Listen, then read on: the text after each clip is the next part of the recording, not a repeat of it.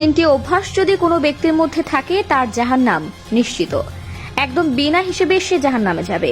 এই তিনটি অভ্যাস আমাদের মাঝে বিরাজমান। সারা জীবন আল্লাহর রাস্তায় জীবন পার করলেও এই তিনটি অভ্যাসের কারণে চিরস্থায়ী জাহান্নামে পড়তে হবে। আল্লাহ তাআলা মানুষকে জাহান্নামে পোড়ানোর জন্য বানাননি।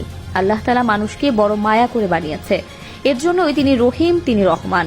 আল্লাহ খুব যত্ন করে, দয়া করে, রহম করে মানুষ সৃষ্টি করেছেন।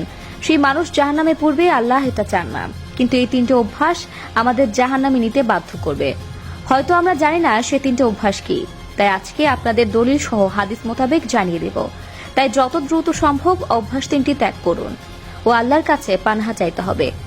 কোনো মানুষকে আল্লাহ ইচ্ছাকৃতভাবে জাহান্নামে জ্বালাবেন না, কিন্তু এমন কিছু কাজ আছে যেগুলো আল্লাহ তাআলা অত্যন্ত অপছন্দ করেন, আর এই কাজের মাধ্যমে মানুষ তার স্থায়িত্ব জাহান্নামের দিকে নিয়ে যাচ্ছে।